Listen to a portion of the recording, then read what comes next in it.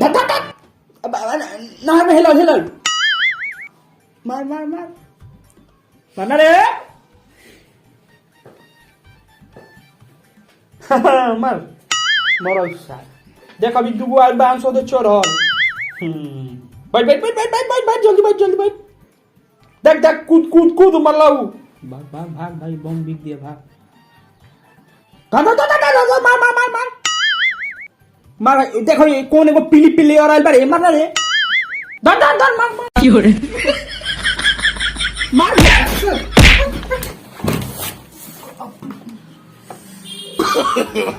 no, no, no, no.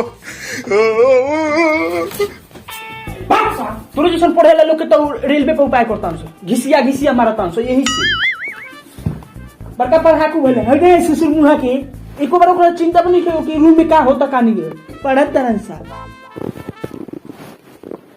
जो अपन पढ़ हां तोहरे लोग लिखा लेके के तो बॉर्डर पर खोज खोज नौकरी देता ना सन अब दोसर के बुझाता पीटा आता तो थी बा अपना कलम से पीटाता कि सरकार पिटवा बता रे साला तोरा बुझाता कितना दिक्कत बोले का सुन के या सर पढ़े लिखे के तो होइले लेकिन कम से कम दूसरा के पढ़े दे पढ़ा अरे तारा दोनों जने के 5 साल में भइल बा पढ़ लो बाद में सर नौकरी के चलते चलते बियो हो ना होई तारा लोग बुढ़ा के पखा जीवलो और देखो ना एगरा के किरासन ते चुओ त मुड़ी में से पढ़ला के चलते पढ़ काहे यार एगो तो अपने निकन पड़त सो ना हमरो के निकन पड़त सब बताव मतलब हमार पैसा लागत हो तो पैसा लगाओ कर 4 लाख कइले आ गइले कोनो फर्क ना पड़ी ते तो बाय तनी ते पढ़े दस हमरो के अपनो पढ़स नहीं सब करत काय ते हमरा के खिलाना समझ गइल बार बार मारते तनी नको मारत जान तू खाली गुरु में बरस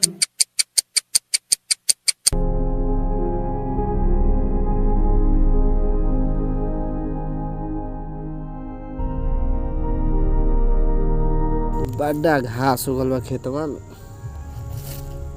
का करी हम बड़ा घामो बा रोका तनी बबुआ से बतिया ले तनी ढेर दिन हो गल बा बतियावल चलो तनी छहारा बैठल जाओ ही जा बैठे दो छाव बा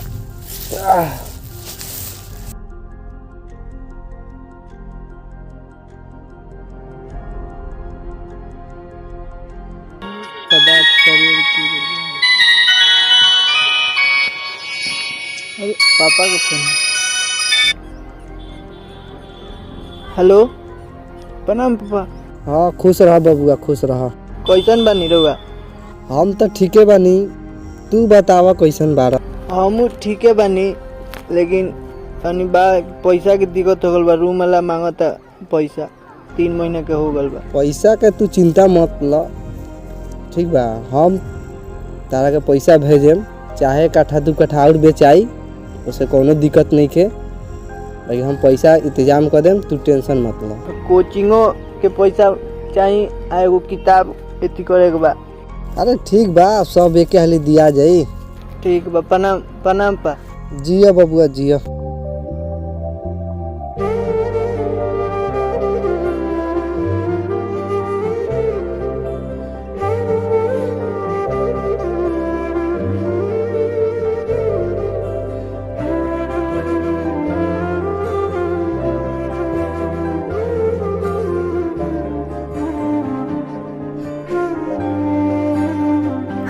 बोलना रे कहाँ मार कोई बरे रे कहना के दिन हो गए रे इतना ये डेरा ले ले बनी आज तो कोनो खोखलक ना देख ना कहता मार कोई नाम धइले हमार चल ना सर दूसरा के चक्कर में खाली पड़ रहेला नाम धर छोड़ देता हूँ नाम दी ना रे भाई नाम मत धरी है ना ताउर मारे लोग बहुत सो अच्छा धर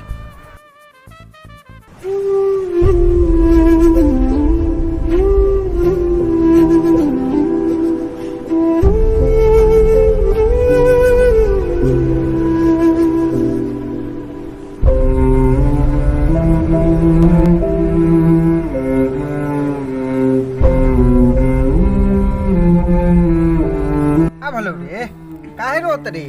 कौन मरलो खरी तोरा के बताओ ना बतइबे हमरा से नु तो बिहान तोरा के रूमो में पादल मुश्किल को दियन सन। बागरे सर खाली ते जब देखा तब मारे झगड़ा में रही से रोवत है काम ना बात रोवत ते समझत रे? समझत नहीं की बता ना यार का बोल बा? अरे भाई कुछ नहीं के बोल रहा है सब घर पैसा मांगी तो पापा कहता नहीं किने से जुगाड़ करके देता नहीं। बहुत स्थिति खराब बा, जबरदस्ती हम पढ़ता नहीं। ये घर के लोग आज लगल बा कि हमार नौकरी लाग जाए, लेकिन नौकरी नहीं के लागत। ये रोला से काम होला रे हैं? रोला से का भल बटे आज तक ले? तुम का करी भाई? तो चल छोड़ जा दे, उठ चल एक रूम में ले चलता। चल चल चल उठ यहाँ से चल चल अकेले रहबे उतने रोबे। चल चल चल बैक यार एगो रोल जला। चाचा तबीयत खराब हो गई एक डॉक्टर लगे ले चली। चल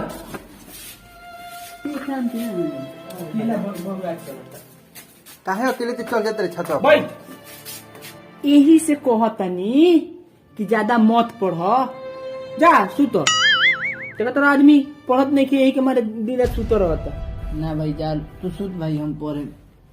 रोक नहीं यार, रोत रहबे पढ़त रहबे तबीयत खराब हो जाई। ठीक बा चल अभी आराम कर। ना भाई जा दे। ठीक बा जा पढ़ जा। बाबू अभी 2 कट्ठा में बेचले हव। देखो आपकी ज्यादा साल भीख मांगे के पड़ जाई नौकरी खाती, पढ़ते रही बस सारा जमीन बेचा जाई। जा कहने कुछ बिजनेस करेला आदमी को। चल चल सुत।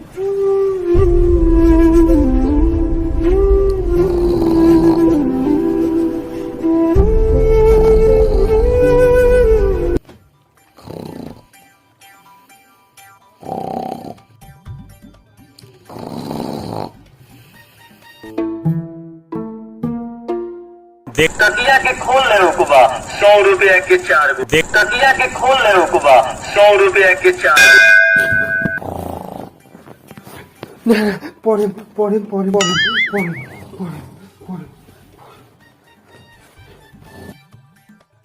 का बोलो रे?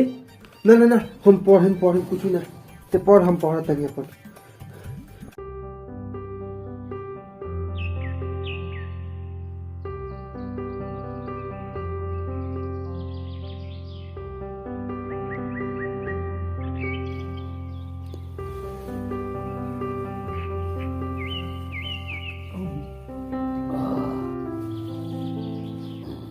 कहने उठ तनी पढ़ ले। सरकार पढ़ब सर आदमी रात भर हम पढ़त तनी तो सर सबराहे उठ गनी है अभी ले सुतले नहीं का तो पढ़त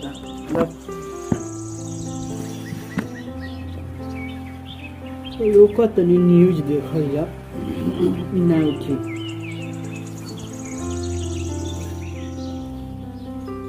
बिहार से आई उन तस्वीरों का जिक्र करते हैं जो देखकर देश चिंतित है। बिहार में रेलवे की भर्ती परीक्षा को लेकर छात्रों का आंदोलन और उग्र हो गया है। मंगलवार को ट्रेन को आग के हवाले कर दिया। कई जगह और जब ट्रेन में आग लगा दिल हम सो है क्या हिंसा से मुद्दे का पढ़ता नहीं रेलवे में जी नहीं।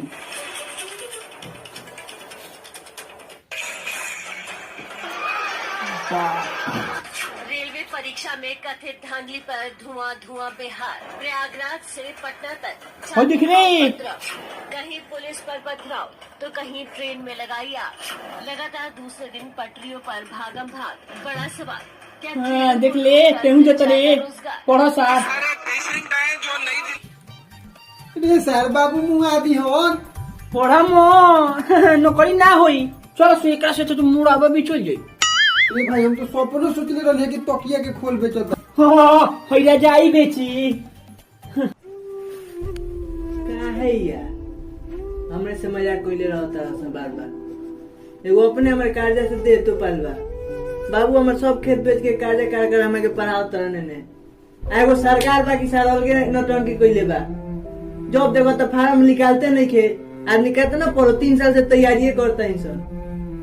एगो एयरफोर्स के एग्जाम नहीं तो सर ओकर रिजल्ट के थाहे ना लगल। आई तनी रेलवे पे उम्मीदो रहे तो एक अब 2 गो परीक्षा दो कहने कैसे अब घर हमार चली। आ तोनी के बाकी मजाके लगल। एगो कोरोना भाई खाली सर पढ़ाई लिखाई में वो घुस रहता। इलेक्शन और गाँव के पूरा इलेक्शन बीत गलो में कोरोना ना आयल। अब हतना हरदांगा के बाद जाना के पढ़े के बाद अपन पढ़ो। चल चाय पिए चल बे।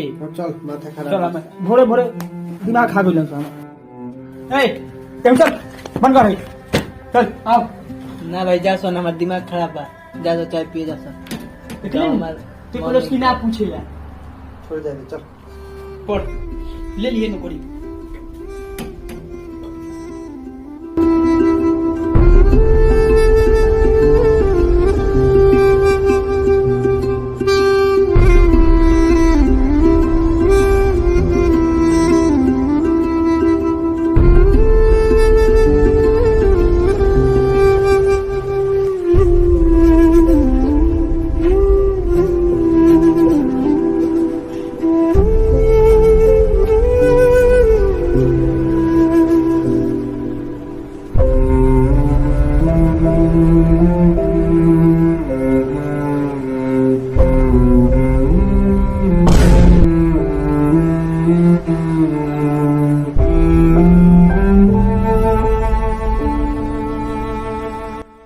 हेलो भाई लोग, हमनी के भोजपुरी तड़का कॉमेडी के तरफ से आप लोग के गोर छुके गोर लागतानी। और ये जो हमनी के वीडियो बनैले बानी सन एकरा के शेयर करी, लाइक करी, कमेंट करी और कैसन लागल है कमेंट में बताएं। लोग के जिंदगी में जोन भी अड़चन आवत ओका के डट के सामना करी लोग, ओका के लड़ी लोग। और जिंदगी से हार मत मानी लोग भैया लोग, जौन भी जिंदगी में उतार चढ़ाव आवत रहेला ओका के डट के सामना करी लोग। संघर्ष करत रहे के चाहिए आदमी के। और वो लोग के हम एक और बात बताए के चाहता नहीं, अब सरकार के बारे में तो हम का कहीं भी लोग के अब छोड़ी, अब ओकरा बारे में ओकर विषय ना उठावल जाई। अपना से मेहनत करे के चाहिए और लागल रही लोग, चाहे कोई भी काम होके।